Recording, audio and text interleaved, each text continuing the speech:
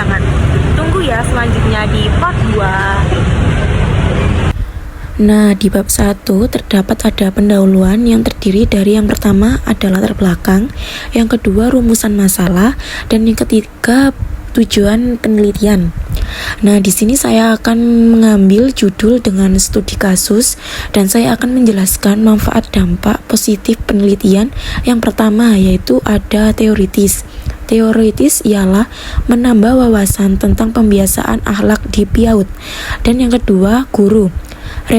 Guru ialah referensi strategi pembiasaan efektif. Dan yang ketiga, sekolah ialah bahan pengembangan program karakter. Yang keempat, orang tua ialah panduan pembiasaan akhlak di rumah. Dan yang kelima, yang terakhir, anak adalah terbentuk perilaku baik, sopan, disiplin, dan peduli. Nah, selanjutnya di bab 2 terdapat tinjauan pustaka, yaitu ada teori pembelajaran. Yang pertama ada behaviorisme, yaitu perilaku anak dibentuk lewat pembiasaan, penguatan, dan hukuman. Contohnya kayak guru memberikan pujian atau stiker kepada anak yang merapikan mainan setelah digunakan. Yang kedua ada kognitif, ialah anak belajar dari pengalaman langsung dan bermain.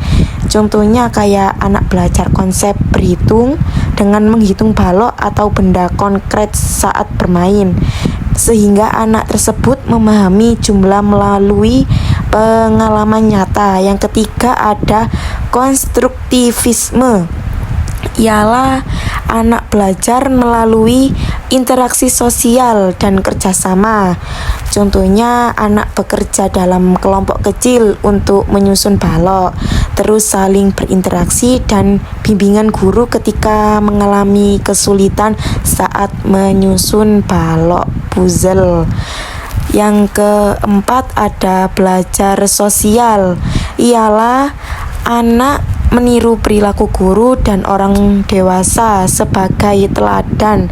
Contohnya itu anak terbiasa mengucapkan salam dan terima kasih karena sering melihat guru melaksanakan hal tersebut dalam kegiatan sehari-hari.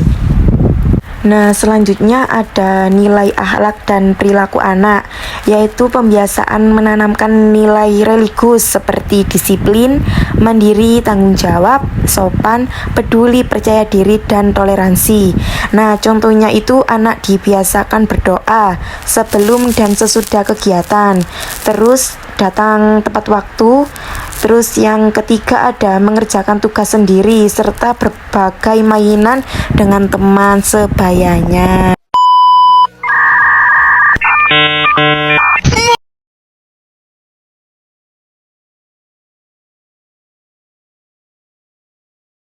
Nah, selanjutnya yaitu ada pendekatan PAUD dalam pembentukan akhlak. Yang pertama ada pengalaman langsung, yaitu belajar lewat bermain dan aktivitas nyata. Yang kedua ada observasi dan peniruan, ialah anak mencontoh perilaku guru dan orang tua. Yang ketiga ada interaksi sosial, yaitu diskusi, kerja kelompok, dan kolaborasi. Selanjutnya ada bab 3. Nah, di bab 3 ada metode penelitian.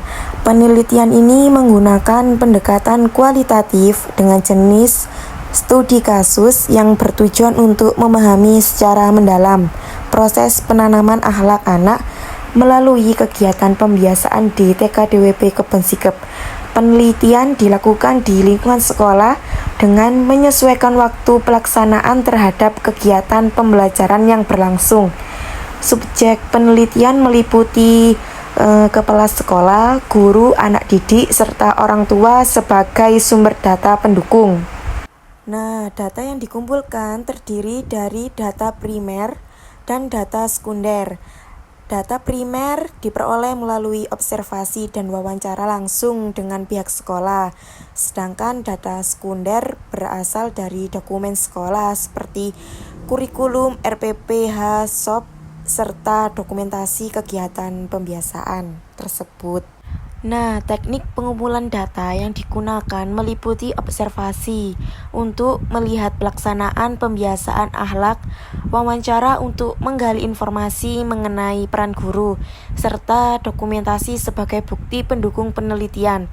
Data yang diperoleh kemudian dianalisis melalui tahapan reduksi data, penyajian data, dan penarikan kesimpulan secara berkesinambungan. Nah, keabsahan data dijaga dengan menggunakan triangulasi sumber dan teknik, sehingga data yang dihasilkan valid dan dapat dipercaya, serta mampu memberikan gambaran yang jelas mengenai proses penanaman akhlak anak melalui pembiasaan. Sekian dari saya, terima kasih. Wassalamualaikum warahmatullahi wabarakatuh.